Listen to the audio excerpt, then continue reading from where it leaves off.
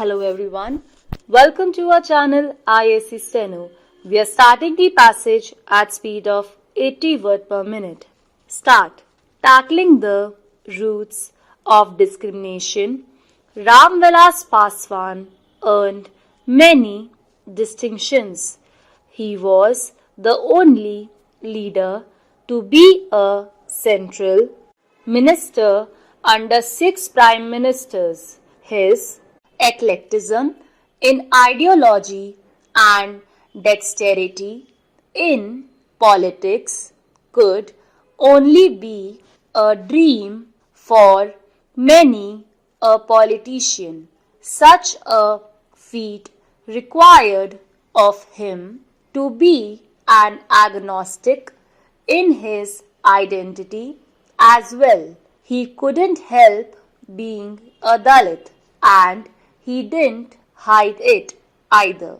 Being mindful of electoral dynamics, he always sought to represent lower caste Muslims and, of course, Dalits. His Dalit critics were upset that he clubbed the three groups together for every demand, diluting the uniqueness of Dalits.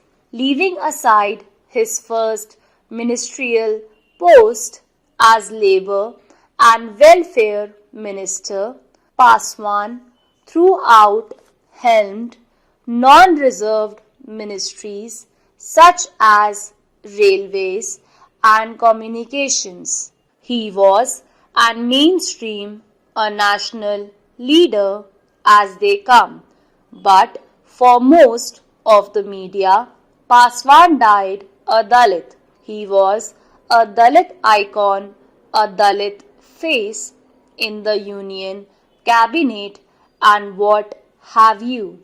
From Ambedkar to Paswan, most of the media clubs Dalits caste identity with their accomplishments. But when was the last time the media reported on a national leader as a Brahmin icon or a Baniya face? Consider the deleterious effects of such cultural reflex. Sections of the media are complicit in creating and stereotyping what the American abolitionist Frederick Douglass called the pictures in our head. The visual media, especially cinema, is guilty of perpetuating all the dross in society.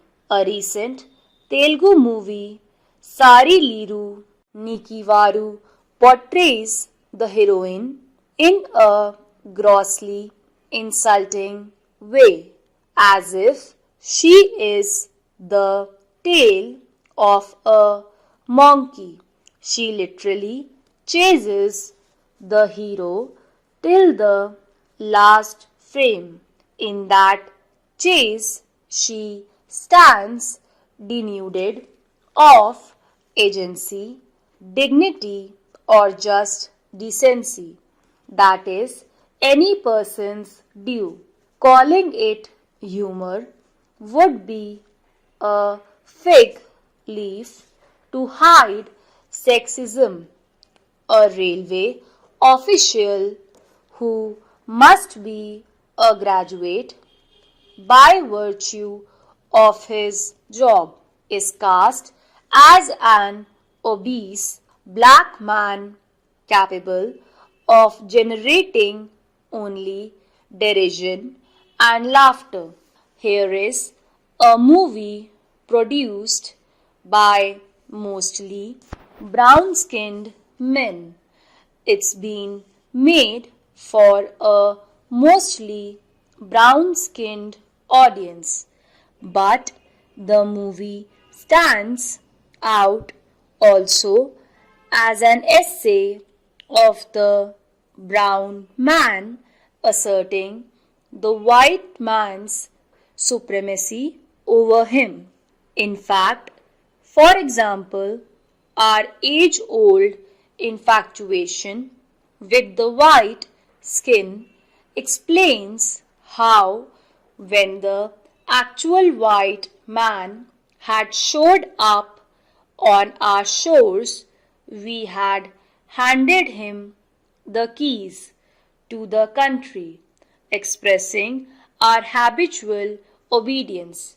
This year, we have witnessed many incidents of violence, inhumanity, and blatant discrimination, which highlight how the problems of caste, race, and gender remain intractable. Let us examine three such incidents: the murder of George Floyd, an unarmed black man, by a white policeman in the US, has forever damaged its reputation as a city on a hill. A female Dalit doctor at the All India Institute of Medical Sciences, Delhi, found the harassment by her upper caste senior so unbearable that she tried to end her life. Fortunately, she failed in the attempt. A Dalit employee of Cisco Systems was discriminated against by upper caste supervisors in the company's American headquarters, and the same is testified by a California government's lawsuit. By no means are these acts of cruelty mindless, nor are they to be ignored as some kind of clash between two parties where one of them just happened to be from a minority group. The trail of death and destruction these acts leave goes beyond the immediate context. In addition to harming its victim, an act of discrimination does something far more insidious and long-lasting. It reinforces rules, norms, and customs that allow or sanction such crimes. We must not forget the wider impact of a case like Floyd's murder, the damage to the psyche of those millions of young blacks who protest against racism is severe and long-lasting. The imperative for us is to demand institutional accountability. The one who should be in the dock are, in addition to the accused, those who head the institutions where acts of discrimination takes place.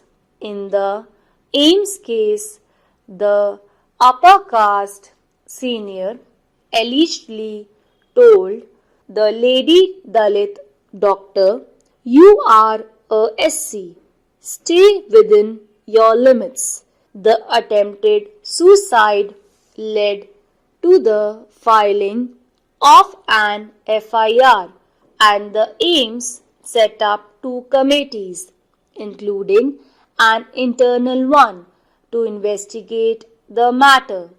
Their brief appears to be to protect the institution's reputation rather than standing by the victim even if they found merit in her allegations. The internal committee's investigation produced this gem, although the accused didn't explicitly use gender or caste based remarks against the victim, but he did use words like Billy, mind your level. Mind your level. What ought to be that level if her caste and gender were not part of a level? This is how institutions resort to what can be called intentional failures to subvert the laws meant to be invoked in such cases. The obvious reason for Ames' illogic is to obviate the invocation of the Scheduled Caste and Scheduled Tribe Act of 1989 as well as the Sexual Harassment of Women at Workplace Act of 2013. These two acts mandate swift action. Ames is guilty of making a mockery of the law. Therefore, institutions must be made accountable. A simple police investigation would unearth wrongdoing by several top functionaries at Ames to subvert the law. The greatest folly would be to treat the matter as an individual case. Caste and race, like a rattlesnake, distract us by their myriads and daily abomination, and we hardly notice their bite. Each act of hatred and violence deserves its own justice, but we must treat them as mere symptoms and look for the real factors that keep hatred and discrimination enduring and pervasive. Stop.